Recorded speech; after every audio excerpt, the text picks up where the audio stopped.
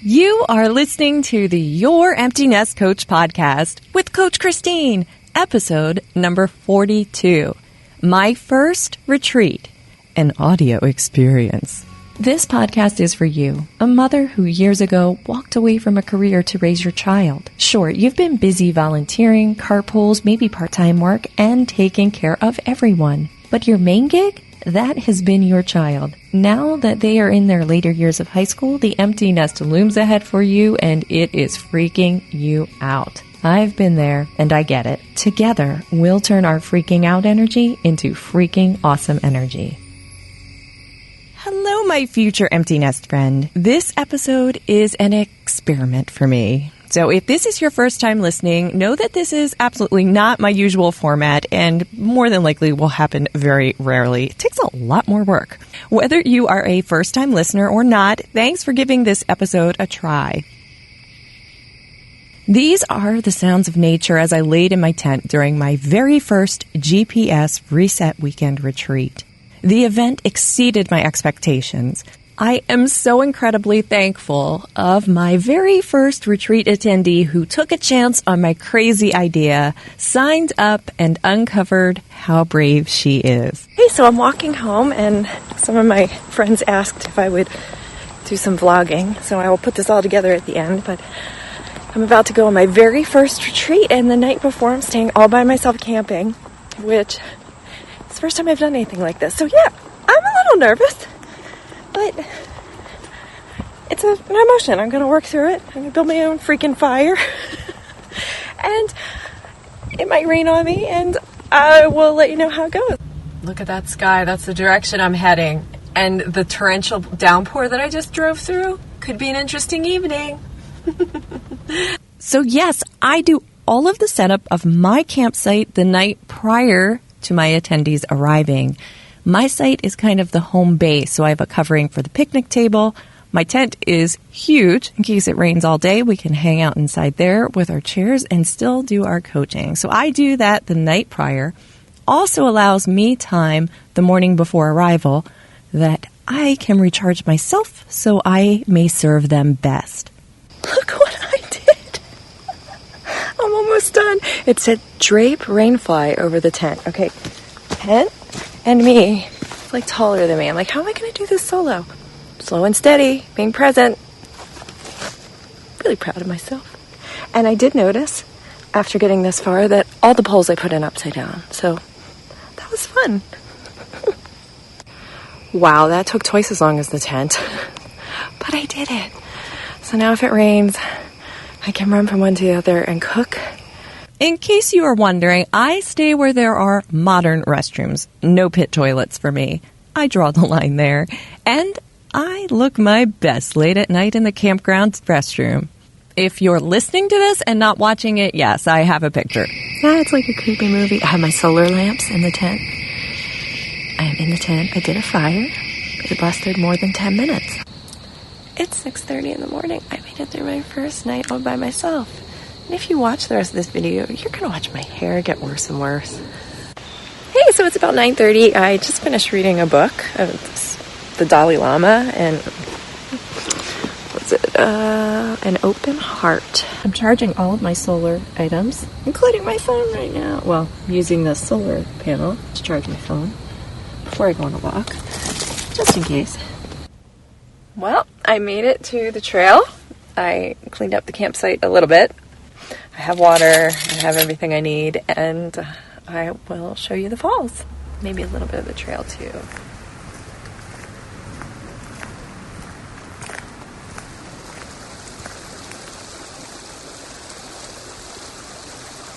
As I walked along the trail, I stopped to listen to the water a few times.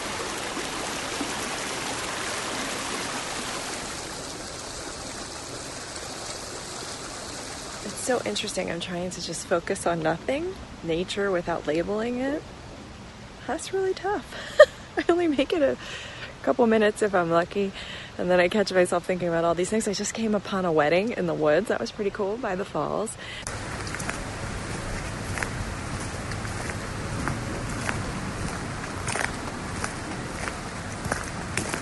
So here I sit And I think I made a little progress on my own.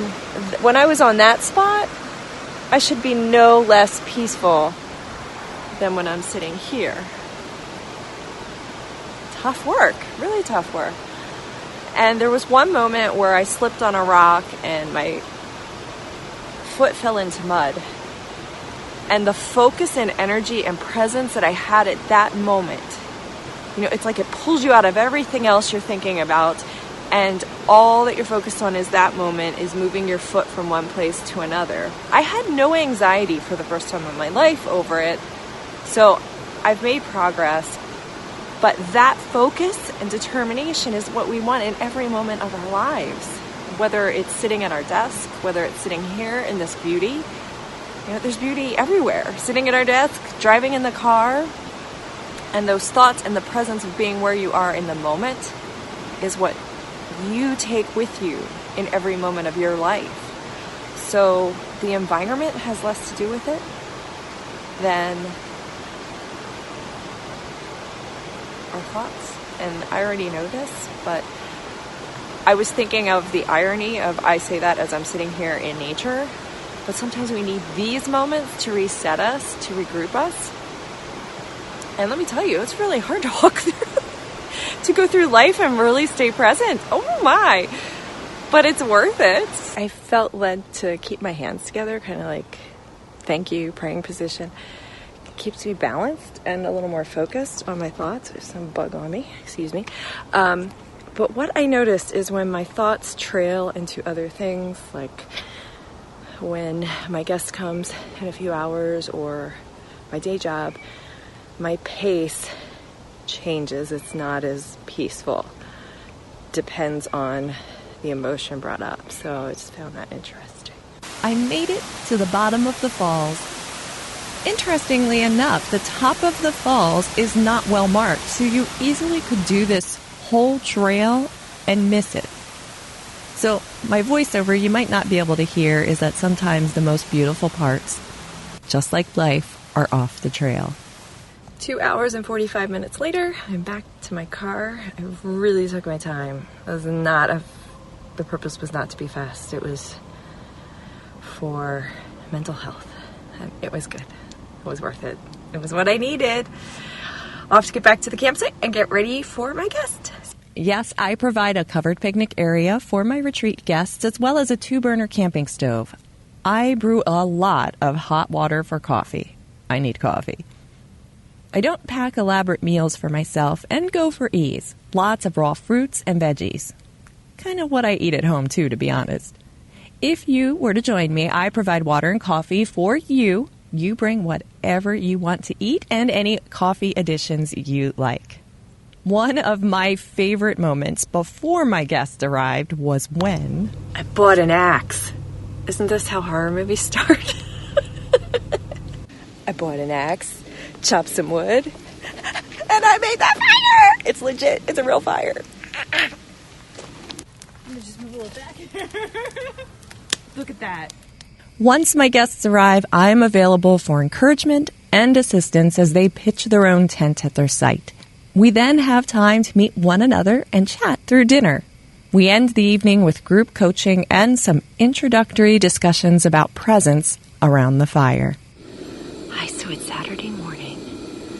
I got up early, prepped the stove so water will be hot for coffee, and got about an hour, and then we're going to go on a silent hike or a place to just sit and work on presence.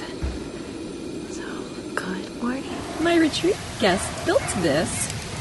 Super proud of her.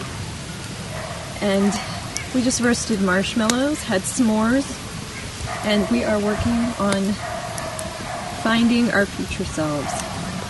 Fantastic.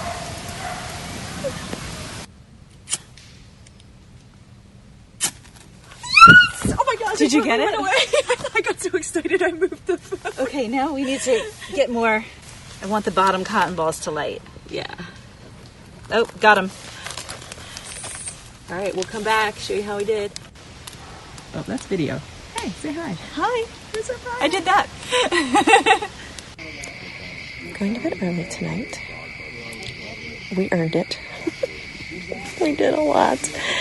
It was great. So much work, and came up with the idea that if you are on this retreat, you will leave with 3 action items that you can implement over the next 30 days, and I will check in with you 30 days or a little after, not necessarily that day, see how you're doing and see if you need to assess, address, change them up, or if I just congratulate the heck out of you, which is what I want for everyone.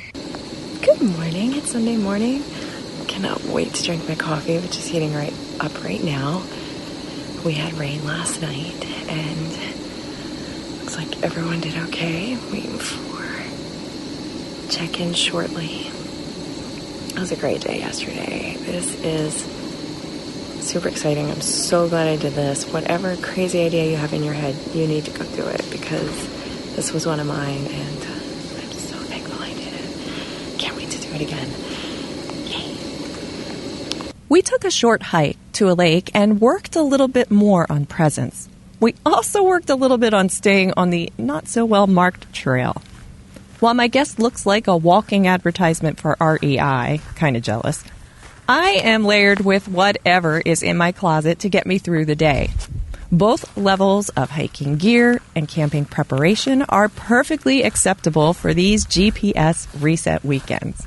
On this, my very first retreat, I had just listened to Brooke Castillo's podcast episode titled Giving It Up. And it hit me Sunday morning that we have the perfect opportunity to list things we are ready to give up in our life. Write them down and burn the paper in the fire. So we did that. Now, my guest's ready to give up list is not mine to share, but mine for this trip were gossip, after work TV watching, doubting myself, and talking to Phil quiet. Yeah, I gave myself one extra. Always the overachiever. Go away. I'm done with you. Here's cat. Yep, yours caught. There you go. Done with them. Hey, red cheeks and all. Oh, by the fire. My client just left. We had a fantastic first retreat. It worked out really well. She was kind enough to leave some words about her time here with me, and I am about to pack up my things, and I'll let you listen to them. Here you go. If you look at your goals for this trip, do you feel as if you reached them? So one of them I reached. It was to go home refreshed and reset, and I definitely feel that I've reached that goal. The other one was more far-reaching, but I definitely feel like I have a direction and some clear ways in which I can work every day on achieving that goal. Did you get anything else out of this retreat? So I think I'm going home feeling a little bit more confident in my own self-reliance. Even though Christine was at the site next door, it was the first time I ever pitched a tent and slept in the woods by myself, and that felt great. And it was the first time I ever started a fire, even attempted to start a fire from a spark. And I did it. The fire was great. Burned for hours. My last question is, what message do you wish to give someone considering this retreat? Just do it. Just sign up. Find the courage to sign up, and then you will find courage through the weekend that you never knew you had.